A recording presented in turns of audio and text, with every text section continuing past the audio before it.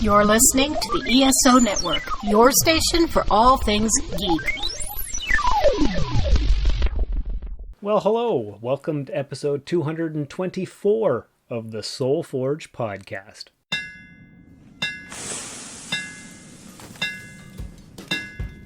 Welcome to the Soul Forge, a place of silent mystery, quiet contemplation, and outright mayhem. Join your host, Sean Vanderloo, as he guides you through the adventures of living. Together, we'll talk about life and love, sex and dating, joy and heartache, memories and loss, and so much more. Don't worry, it's not nearly as pretentious as it sounds. Get ready for life, the universe, and everything on the Soul Forge.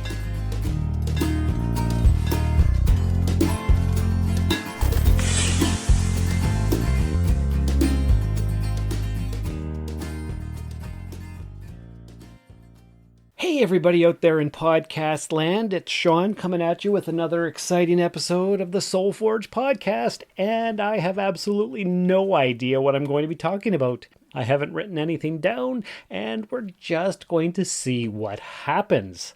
Isn't that exciting? I bet it is. Yeah, so are there going to be a lot of pauses? Probably, but with the magic of editing, you will not even notice, and it'll just sound like a free-flowing thought of random things and stuff. So let's get right into it. What should we talk about? Well, I told Julie that I was going downstairs to record the podcast, and I said I have no idea what I'm going to talk about. And she said, how about you talk about your penis? And I looked at her and I said, I don't even know what to say about that. So do you guys want to hear me talk about my penis for 20 minutes? Probably not. Probably as much as I don't want to talk about it, you don't want to listen to it. So guess what? We're not going to do that. Phew! I can hear the collective sigh of release from all 12 listeners out there. So that's pretty great. And I can hear it before you even listening to it because I haven't edited yet. I'm talking right now. And what is it? It is Monday night and this doesn't come out till Thursday. And yet I still hear the collective sigh of release, that relief that I'm not talking about my pee-pee. So there you go. That's it. I won't talk about that anymore.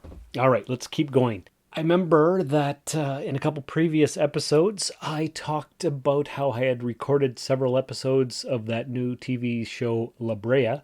Well, yesterday morning, it was Sunday morning, obviously, and I made myself a coffee, and I watched all 3 episodes that I had recorded before I even got out of bed. Well, after making the coffee, of course. And I wanted there to be about 50 more episodes. It's that good. Spoiler alert, I guess. I'm going to talk about it. There's only 3 episodes, so I'm not really going to give too much away. I'm just going to give you the premise, and maybe you'll watch it. So, there's a family, and it's the mom and her son and daughter. And they're driving through Brea, Hollywood, or wherever the hell that is. LA, I guess. I don't know. I don't really know my American geography. But wherever Brea is, it's by Hollywood, so there you go. And so they're driving along and they're talking and blah, blah, blah. And they're saying, Mom, you didn't really have to drive us to school. We're old enough and you're late for work and blah, blah, blah. So anyway, a great big sinkhole opens up and they get out of the car and they start running and the son falls into the hole and the mom is freaking out. And so she runs back and she falls in the hole because the hole got bigger. The daughter grabs the mom's wrist before she falls and the mom says, run, and pries the daughter's hand off of her, and the mom falls too. And later on, the mom wakes up and she's looking for her son and blah, blah, blah. And she's in this strange area and it's like a wide open field and it's very nice. And meanwhile, back on land there, the daughter's freaking out and she's called her dad, and the mom and the dad have a strained relationship and they're kind of split up and blah, blah, blah, all that stuff.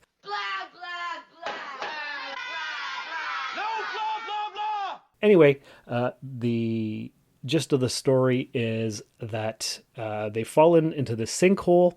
There's a portal, and so they're 12,000 years in the past. They're around 10,000 BC, and there's giant sloths and saber-toothed tigers and all kinds of different stuff.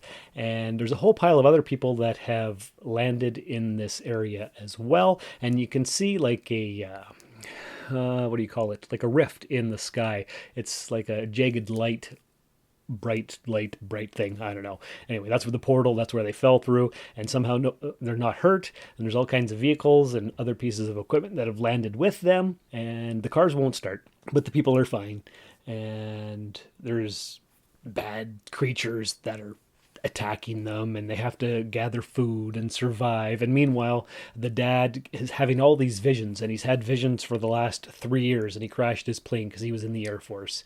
And turns out that there was another sinkhole and another portal to the past 3 years ago. That's when he started seeing the visions, and he can see what's happening, and he has to talk to the government people, and they have to believe him that he's not actually crazy. And that's only 3 episodes so far, and there's a lot more going on, and it's so good. It kind of reminds me of that show Terra Nova that came out maybe 10 or 12 years ago. But it's better. That show lasted a season, and I think it took place in the year 2150 something, and they had to travel through the past through a time portal to the dinosaur era because there was overpopulation and pollution and crowding and stuff. Anyway, that show wasn't that great, but this La Brea thing, holy crap, I can't get enough of it. And then there's another episode out tomorrow, and yeah, I'm really enjoying the heck out of it. It's been a long time since I have seen a new show that I'm really interested in. So I highly recommend La Brea. And what else is going on? Let's talk about the Etsy shop. As of today, it's, let's see, it's just about 4 months since I started the shop, Rusted Robot Toys. Check it out on Etsy. And I've made 50 sales so far, so that's pretty good. It's anywhere between 1 and 5 sales every week. Not bad. It's not keeping me super busy or anything, but it's enough to have a little bit of extra spare income, and that's okay. What else can I tell you about it? Let's see. Well, in every order, what you do is you print out the shipping label from your own personal printer, and I just have to bring it to the post office where I work and give it to them, and they either scan it or they don't scan it, depending on what kind of shipment it is, and it goes off, and that's it. So what I do is I pack up all the items very, very carefully, and then I put in the packing label, and I write a nice handwritten letter or note or whatever you call it, thanking them for their purchase. Thank you for shopping Rusted Robot Toys. If you'd care to purchase again, use this code for 10% off. If you could leave a 5-star review for my store, that would really help us out as we're a new shop. And also, I hope you enjoy these extra geeky goodies as a bonus just for shopping with us. Some kind of variation on those 4 phrases. And what I do in each order, no matter what they buy, I put in a business card with the Soul Forge on it, and I've printed out some Rusted Robot Etsy stickers so that they can have a quick reference to the shop again. I put in 3 random stickers. I put in 1 gear that I've bought on Amazon, like just little gears like that you would find in a clock or something like that, because we're the Rusted Robot toy shop. So here's a gear from the Rusted Robot. And I put that in a sandwich bag along with the packing label and put that in there, put on some stickers that says, thank you for your order. Then I take the shipping label, tape that to the front of the box. I put a thank you sticker on there that I got from wish.com. And then no matter what it is, whether it's fragile or not, I slap on one of these stickers that I've got here beside me that says, handle with care, fragile, thank you. So I try to go above and beyond, have as much customer service as I can. As soon as the order comes in, I send them a quick message thanking them for their order and letting them know that their order will be shipped the next day. And sometimes they respond and sometimes they don't. I think I've received 13 reviews so far out of 50 sales. So that's not actually bad at all. I've been looking at other people's shops, and lots of people have lots of sales and not lots of reviews. So that's pretty common. It looks like maybe 5% of people will leave a review, or whatever that percentage is. I'm not a mathematician and I don't know that stuff. In fact, math was my worst subject in school. So there you go. What else can we talk about? Let me think here. I was listening to...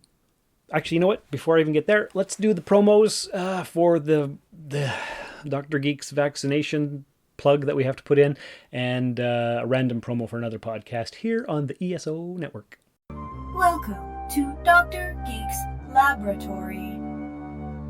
Dr. Geek here with another reminder that the ESO Network is pro-science and pro-vaccine. We urge you to be a superhero and protect yourself, your family, and your fellow geeks around the world.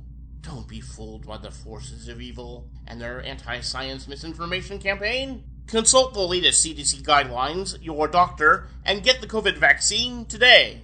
Blah, blah, blah. No blah, blah, blah! Hello, I am the monster of the Monster Sci-Fi Show. You may be confused, but I am the superior version of the monster, and not just some variant. Much like me, this podcast is burdened with glorious purpose. I'm here to say this podcast delivers timely sci-fi and pop culture news plus movie and TV commentary reviews. In the end, is this not simpler? Subscribe to the Monster Sci-Fi Show. It's sci-fi. From a certain point of view, the Monster Sci-Fi Show is part of the ESO Network. Okay, there we go. What was I talking about? I was talking about the fact that I was listening to another podcast today while I was walking at work, the Delta Flyers, which is a Star Trek Voyager rewatch podcast co-hosted by two of the actors that were actually on the show, Garrett Wong and Robert Duncan McNeil, who played Harry Kim and Tom Paris. And before they started talking about this week's particular episode, Robert Duncan McNeil, Robbie, was talking about a book that he had read that the episode reminded him of. And I looked it up on Amazon, and I'm just going to look it up here. And it was called Time and the Art of Living. And so I looked on Amazon, and sure enough, there it was. It was published either in 1982 or 1988. And let me just go to the thing here. I'm not even going to edit out these clicks. It was written by a guy named Robert Gruden. Just looking here, I managed to just order, just before I started talking to you guys, a paperback for $10. Looking at all formats and editions, buy the hardcover from $379.36. And I'm like, I don't think I'm going to do that. So I ordered the $10 book, and luckily I have Amazon Prime, so I didn't have to get $35 worth of stuff to get free shipping. I automatically get free shipping, so yay, only $10. And what this was, let's see, it says here, Robert Gruden, born in 1938, is an American writer and philosopher, the author of metafictional novel called Book, also Mighty Opposites, Shakespeare and Renaissance, Contrariety, and a bunch of other stuff. And I'm just trying to find some information on this friggin' book for you guys. And there doesn't seem to be a lot. People highly recommend it. There's a lot of good, reviews on Amazon and that kind of stuff. And, here's the book overview. This is a book about time, about one's own journey through it, and, more important, about enlarging the pleasure one takes in that journey. It's about memory of the past, hope and fear for the future, and how they color, for better and for worse, one's experience of the present. Ultimately, it's a book about freedom. Freedom from despair of the clock, of the aging body, of the seeming waste of one's daily routine, the freedom that comes with acceptance and appreciation of the human dimensions of time and of the place of each passing moment on life's bounteous continuum. That's hard to read. For Robert Gruden, living is an art, and cultivating a creative partnership with time is one of the keys of mastering it. In a series of wise, witty, and playful meditations, he suggests that happiness lies not in the effort to conquer time, but rather in learning to bend to its curve, in hearing its music and learning to dance to it. Gruden offers practical advice and mental exercises designed to help the reader use time more effectively. But this is no ordinary self-help book. It is instead a kind of wisdom literature, a guide to life, a feast for the mind and for the spirit. And let's see, paperback, English, 190 pages, 0.065 pounds. And I might also enjoy Rules of Civility by Amor Taos, something called Ricardo Sinos by Carl Jung, The Wisdom of Insecurity by Alan Watts, The Coddling of the American by Greg Lukianoff, The End of the Affair by Graham Greene, Little Old Lady Who Broke All the Rules by Catherine Engelman, and there's a bunch more. I'm not going to get any of those books. Maybe the Alan Watts books, because he's pretty smart. But anyway, I've never heard of this Robert Grudin guy, but I heard about it on the podcast, and I was like, that sounds like it would be right up my alley. And sure enough, it probably will be. It should probably arrive next week sometime. And I will add it to the list of books that I have to read. And I've got about 30 on the go, but I might read that one next because it does sound very interesting. Maybe I'll do a book review episode. Does that sound like something any of you out there in podcast land would enjoy? A book review podcast? I know that just before the pandemic, Tracy and I were going to do a book review on Mark Manson's The Subtle Art of Not Giving a Fuck. And we never did. And in fact, I talked to Tracy today and I asked her if she'd like to do another episode soon, and she certainly would. It's just a matter of timing. So that's what's going on there. Let's see, what else? Oh, you know what else I ordered? So I've been selling a bunch of crap on Etsy, and I'm like, well, what am I going to do with all this money? I guess I could put it away and go on a nice fancy trip, because I've never been on a nice fancy trip, but we can't go on fancy trips because of COVID, and I don't want to have to be involved in tests and all that stuff. I'll wait until the pandemic is completely over before I start traveling. But you know how I'm a big collector, and obviously I'm selling things on Etsy to get rid of a lot of the things that I have, but I'm still a big Star Trek collector at heart, and I've got like 70 Eagle Moss starships. They stopped doing the Starship of the Month subscription service, but I just happened to check their website yesterday just for shits and giggles, I guess, and sure enough, they were having a sale. So what did I do? I ordered a bunch of stuff. I ordered an extra large edition of Deep Space Nine, because I've got all these starships, but I've got no starbase to dock them at, so I had to get Deep Space Nine, and I had to get the extra large version of the original USS Enterprise as seen on Star Trek Discovery, new and updated from the original 60s version. It's pretty cool looking. It's about 25% different from the 60s series Enterprise, but it's the same ship essentially. It's just modern effects, and it looks really cool. So I had to order that, and then I ordered a coffee cup, I guess. That's, let me think if I can remember what it says. I think it just says Logic on it, and the I is actually Mr. Spock standing there. And then I ordered a t-shirt, and it's also got Mr. Spock on it, and it's I think he's doing a lotus position pose, and he's meditating, and the caption reads, "Nothing unreal exists."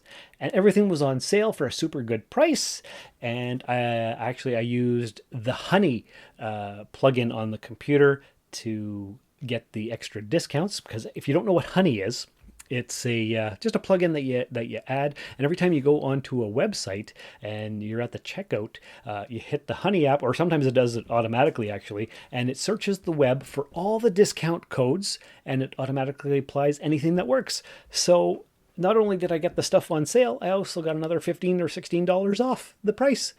So there you go, the Honey app, or whatever you call it. And I guess those things will arrive, well, who knows when. It'll be a surprise. So that's exciting, because I can always use a coffee mug. I do like my coffee, and I do like a funky t-shirt. And of course, I like starships or prop replicas or that kind of stuff. And even though I'm trying to get rid of things, I still like to collect a few random things here and there. I decided I am not going to get the $2,500 2-foot tall Captain Picard statue. But the guy who sent me the link for that this weekend also sent me a link for the same size statue of Sarah Connor from the Terminator franchise as seen in Terminator 2, with all kinds of weapons and a cigarette hanging out of her mouth and a badass pose. And I think that was like $1,600. And as much as I would like to have that, I'm not going to do it because that's a lot of money. And I guess the final thing you might want to know about is how's the name Trent treating me? Because a couple episodes ago I talked about change your name, change your life, and I changed my name from Sean to Trent on Facebook. And what's happening with that? Well, I don't think of myself as Trent. I'm still Sean. Every once in a while, somebody will make a comment and say, "Who's Trent?" or "How's it going, Trent?" And I'm like, you know what? That's just not me. I'm not Trent. And Richard from Australia, he actually made a comment on that episode as well, where I had talked about how the name Sean was not a very manly name, so Trent was stronger and more masculine. He's like, is that true? Or is that just your perception? Would you ever call Sean Connery not masculine? And I thought about it for a few moments, and I'm like, you know what? He's right. Sean Connery is a super masculine guy.